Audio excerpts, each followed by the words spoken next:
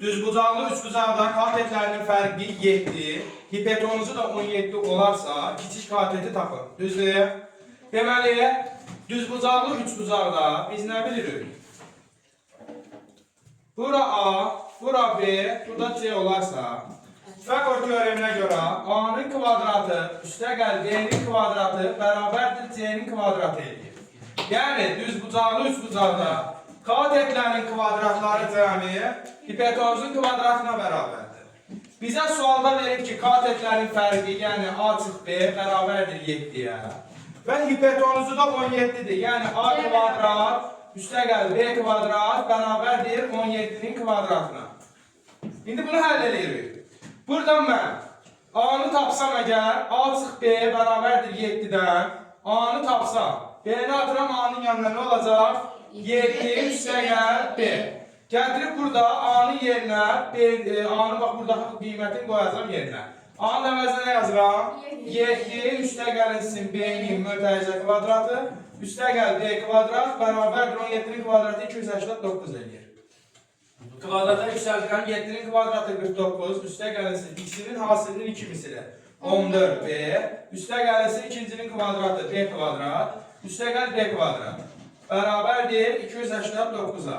Oxşar hərflərə baxıram, b kvadratı ilə b kvadratı hər ikisi müsbətdir, toplanacaq 2b kvadrat, üstə gəlinsin 14b, 289-u üstə gəlinsin 49, 289-u da keçirdirəm bu tərəfə, sıx 289.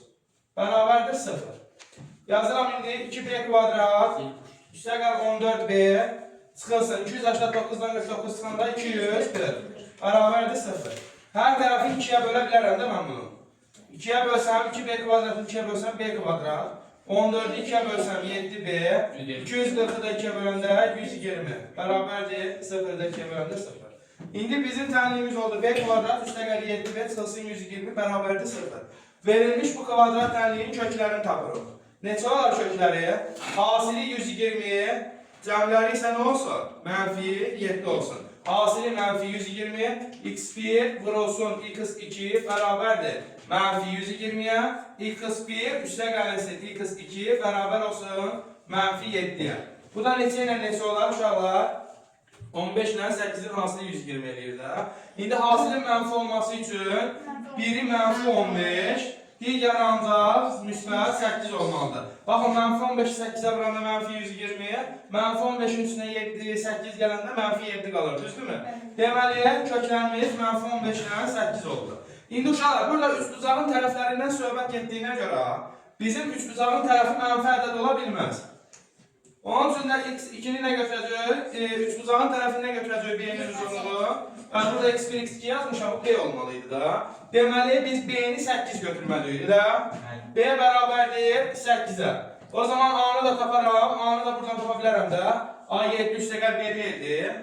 Yəni, a da olacaq 7 üstəgəl 8, o da neçə eləyər? 15. Deməli, kiçik katetimiz neçə oldu? 8. Bizdən də kiçik kateti tapmağı istəyirdi. Aydın oldu?